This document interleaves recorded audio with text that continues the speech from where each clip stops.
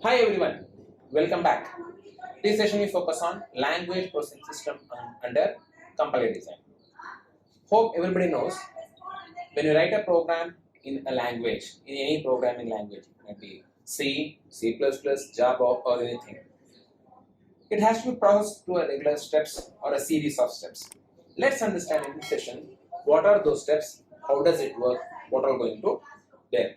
So now we have written a program or what we call it as a source program in general. We just give this as an input to a preprocessor to understand what does preprocessor mean.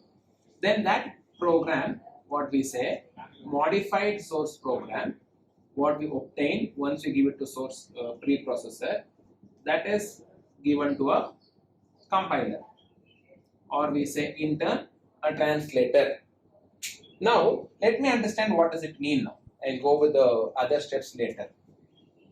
The source program is a C program if I wanted to consider. It may have some definitions. Maybe you have written some macro statements or some hash defined statements like this. You know what does it mean. When you have hash defined max 30, wherever max is in the program, you just try to replace it with 30. This has to be done throughout the program. That means this preprocessor would take source program, replace these activities. Maybe say maybe a preprocessor directives, or it might be a macros and all other things would be preprocessed, and it gives that to a compiler, where compiler in turn generate what do we call it as target assembly code. That means when the program, the modified source program is given to a compiler performs so many operations or so many phases and passes, it generates an assembly code. So we discuss that in the next sessions. How does exactly the compiler works? That assembly code would be a machine dependent that is given again to either this is given to an assembler because it is an assembly level language code. It is given to an assembler.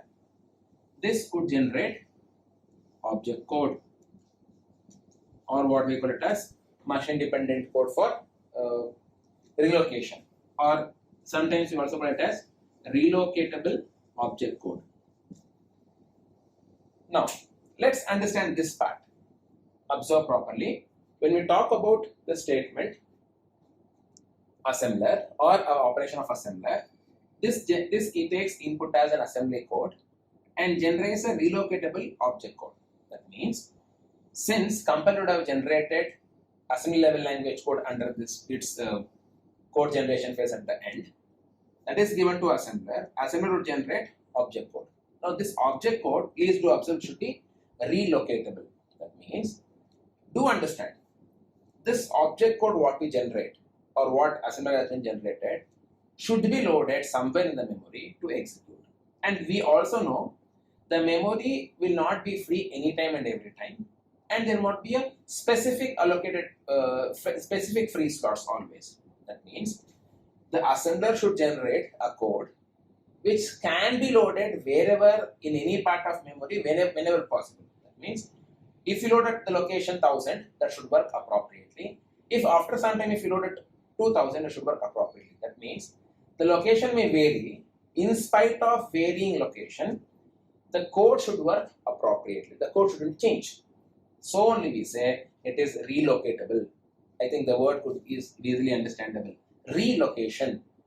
The code should be capable to relocate, so that should not affect or cause any problem while loading and executing. This is given to a linker and loader, which would generate an executable code, or we say target machine code. This is a complete picture. But what exactly happens with linker loader?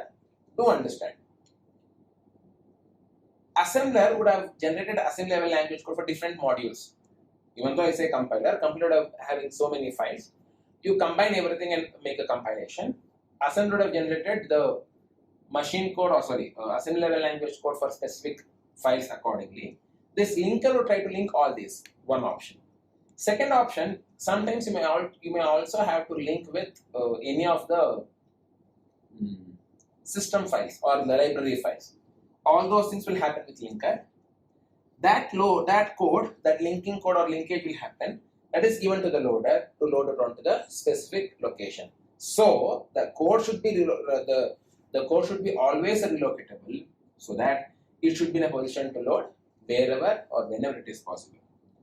Now, when I say executable code is a code which could enable the OS to start working. If it is a C program, we say always is executed with main function. So, by and large, to just brief out what is happening in this, we talk about the word language processing system. Any source program given, it has to be pre-processed before given to the compiler, followed by the compiler would generate a correct assembly code depending on the machine what I am using. It might be an Intel based processor or AMD based processor, whichever you are using it. Moving on, we talk about the object code which is relocatable, followed by linker and loader, which would in turn link the file between the, what do we say, so many files, or link the assembly level language code in so many files. Even you link your libraries, any other library files, and make a code executable. Fine. Keep watching. Thank you.